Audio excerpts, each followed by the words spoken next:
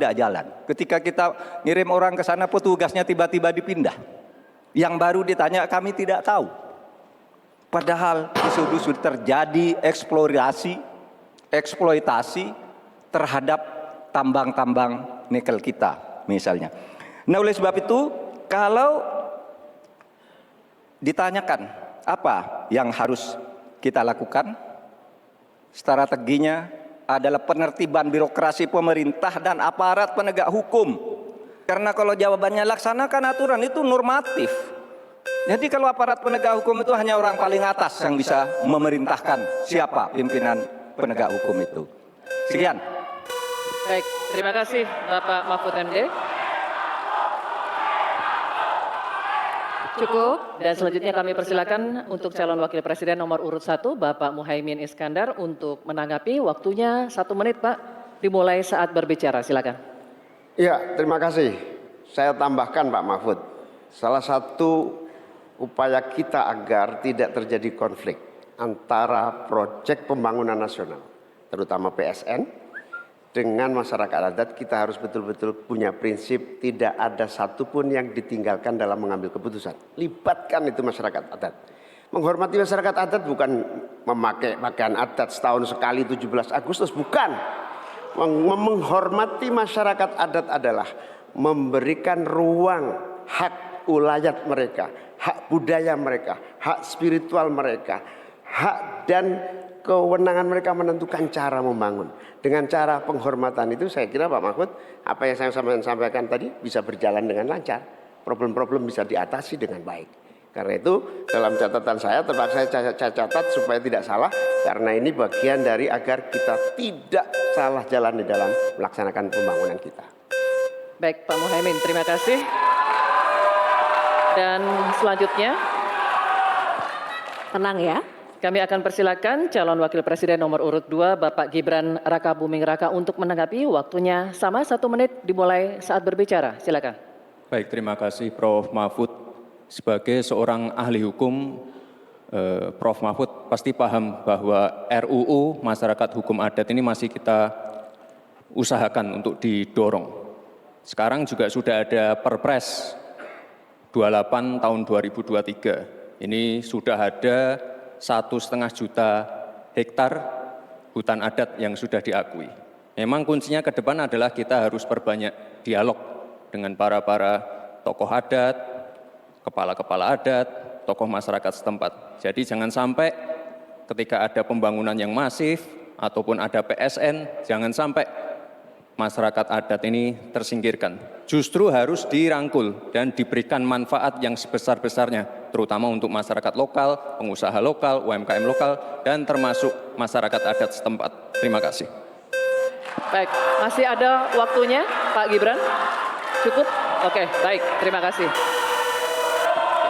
Nanti ada waktunya Bapak Ibu. Kita lanjut dulu ya. Kita lanjut dulu, Bisa kita Bapak-Bapak. lanjutkan? Cukup Oke, ya. terima kasih ya. Kita lanjut Terima dulu. kasih. Kita akan kembali dulu ke Pak Mahfud MD, calon wakil presiden nomor urut 3, untuk merespon tanggapan dari calon wakil presiden nomor urut 1 dan 2 yang telah dikemukakan. Waktunya 1 menit, Pak Mahfud. Ya, Silakan. Pak Muhaimin, di meja saya itu ada tumbler. Tulisannya "No one left behind". Jangan ada satupun yang tertinggal. Dan itu yang saya lakukan. Kalau Bapak tadi katakan jangan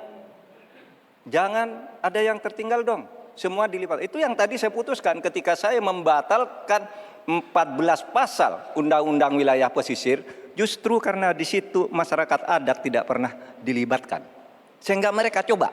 Sekarang ini masyarakat adat yang ada di hutan-hutan di Kalimantan Timur itu 20.000 orang tidak bisa memilih karena tidak punya KTP. Kenapa tidak punya KTP? Karena katanya dia menghuni hutan negara. Kalau hutan negara tidak boleh ada penduduk di situ, padahal dia sudah puluhan tahun di situ. Nah, tentang RUU Hukum Masyarakat Hukum Adat, sudah masuk di dalam program kami, divisi kami. Memang itu sesudah sejak 2014 tidak jalan, akan kita jalankan. Terima kasih. Baik, Pak Mahfud, terima kasih. Oke, cukup. Cukup. Selanjutnya kita beralih ke pertanyaan untuk calon wakil presiden nomor urut 1, Bapak Muhaimin Iskandar. Untuk itu kami persilakan kepada panelis Bapak Profesor Sudarto PhD, PhD untuk mengambil undian subtema pertanyaan dari dalam wadah.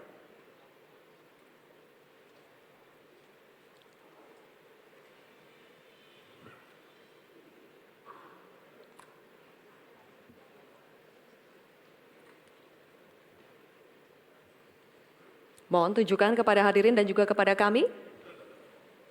Subtemanya adalah desa. Baik.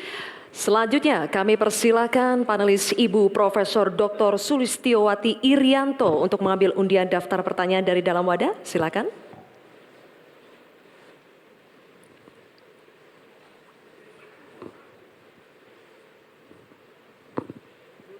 Mohon ditunjukkan ke hadirin dan kepada kami. Huruf A, baik. Subtema desa, huruf A. Amplopnya masih dalam keadaan tersegel, Bapak. Saya akan buka amplopnya dan kami ingatkan kembali kepada calon wakil presiden untuk mendengarkan pertanyaan dengan seksama karena pertanyaan hanya akan kami bacakan satu kali. Pertanyaan untuk calon wakil presiden nomor urut 1 Bapak Muhaimin Iskandar. Desa adalah daerah yang cenderung ditinggalkan warganya. Dampaknya desa makin kehilangan sumber daya manusia potensialnya. Pertanyaannya, bagaimana kebijakan dan strategi paslon agar warga desa lebih berminat untuk tinggal dan membangun desanya? Bapak Muhaimin, waktu Anda menjawab 2 menit dimulai saat Anda berbicara. Silakan.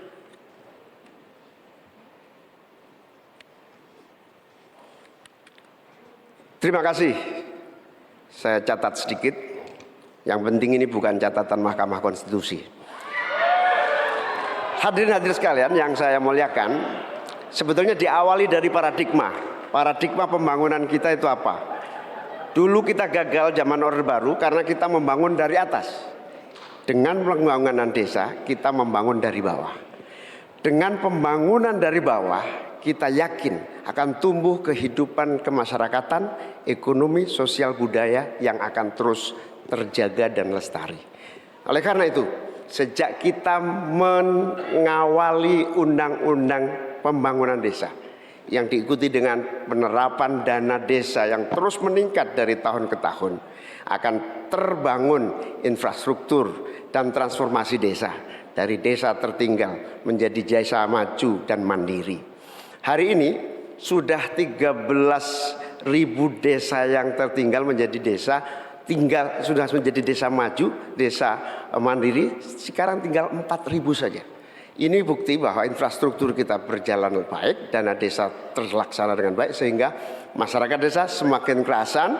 Nanti ke depan kita akan siapkan lagi, naikkan lagi anggaran 5 miliar per desa. Agar apa? Tidak hanya infrastrukturnya yang baik, tetapi juga ada kehidupan ekonomi yang tumbuh melalui BUMDes, melalui berbagai kegiatan wirausaha yang tumbuh, pertanian, peternakan, ekonomi kreatif tumbuh di desa, sehingga orang tertarik di desa. Jadi infrastruktur beres, pembangunan sarana prasarana tumbuh, kegiatan ekonomi memadai, dan desa terjaga menjadi komunitas yang membanggakan. Sehingga masyarakat tidak lagi tertarik menjadi urbanisasi, tapi juga kembali ke desa, membangun desa untuk pembangunan bangsa.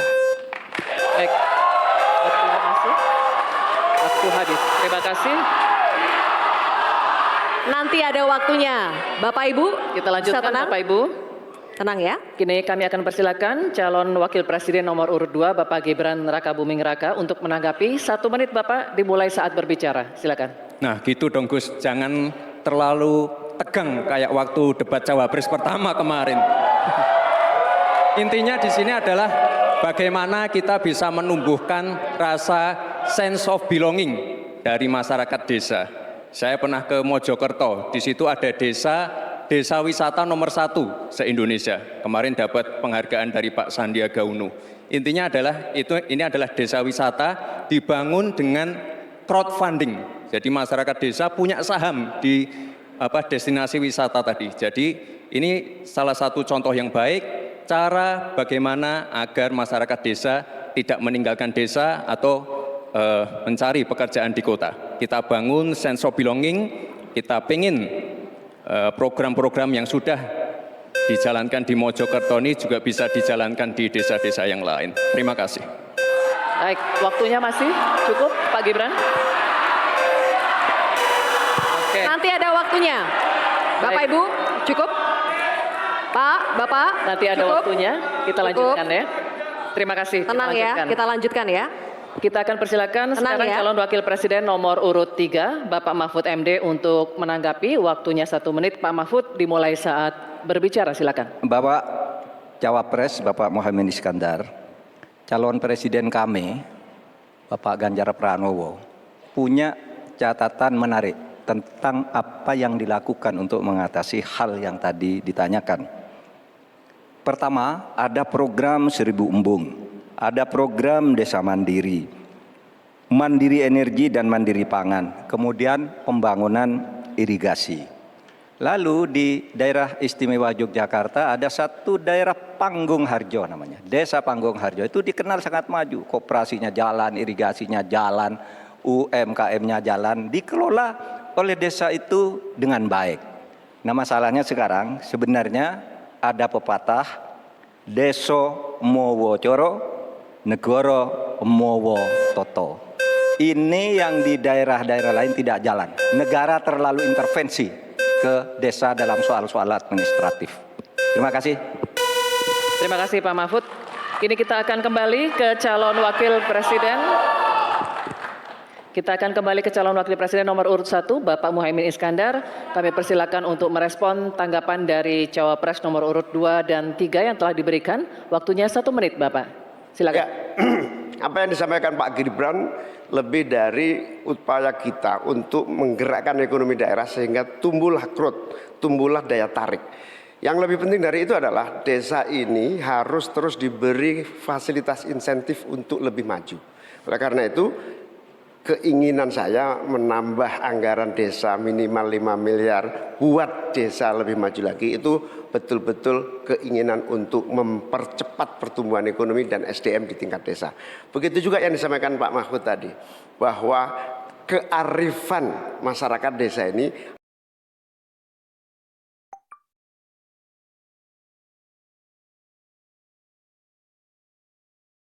harus terus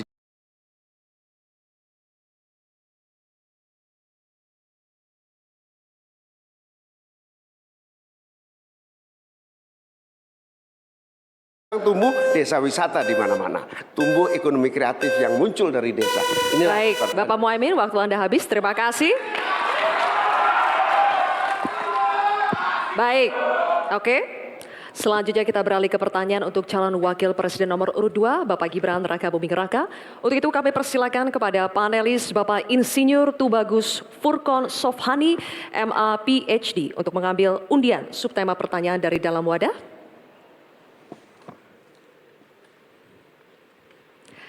Mohon diperlihatkan kepada hadirin dan juga kepada kami.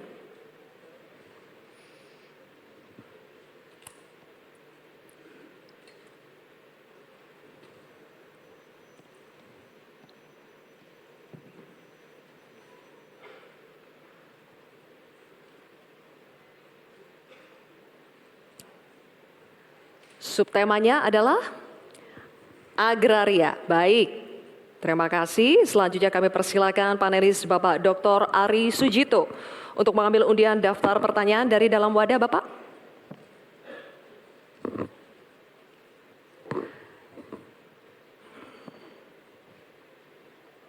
Mohon diperlihatkan kepada hadirin dan juga kepada kami. Huruf A. Oke.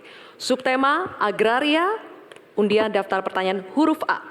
Masih tersegel amplop pertanyaannya. Kami ingatkan kembali bahwa pertanyaan hanya akan kami bacakan sekali, oleh karena itu mohon disimak dengan seksama. Pertanyaan untuk calon wakil presiden nomor urut 2, Bapak Gibran Rakabuming Raka. Undang-Undang Pokok Agraria mengamanatkan reforma agraria bertujuan merombak ketimpangan penguasaan tanah, menyelesaikan konflik agraria, dan mengatasi kemiskinan. Namun, hingga saat ini reforma agraria belum berhasil diwujudkan. Pertanyaannya, bagaimana strategi paslon untuk mengembalikan tujuan reforma agraria sesuai amanat konstitusi? Waktu Bapak 2 menit dimulai ketika Anda berbicara. Silakan. Baik, terima kasih. Untuk program reforma agraria, ini akan kami kuatkan dan kami sempurnakan. Sekarang sudah ada program PTSL, sudah berhasil membagikan sekitar 110 juta sertifikat. Dulu, sebelum ada program ini, hanya bisa menghasilkan dan membagikan 500.000 sertifikat. Bayangkan itu butuh berapa tahun untuk menyelesaikan masalah. Lalu sekarang juga sudah ada program redistribusi tanah. Tanah-tanah ex-HGU dan lain-lain disimpan di bank tanah untuk nanti diredistribusi ulang kepada para misalnya pengusaha lokal, petani lokal, dan lain-lain. Sekarang juga ada program One Map Policy. Ini sangat-sangat berguna sekali untuk mengurangi ya adanya konflik-konflik sengketa tanah, mafia tanah, dan lain-lain. Karena database-nya sudah digital, batas-batas tanahnya sudah tercapture semua di database, ini akan sangat-sangat mengurangi yang namanya mafia tanah.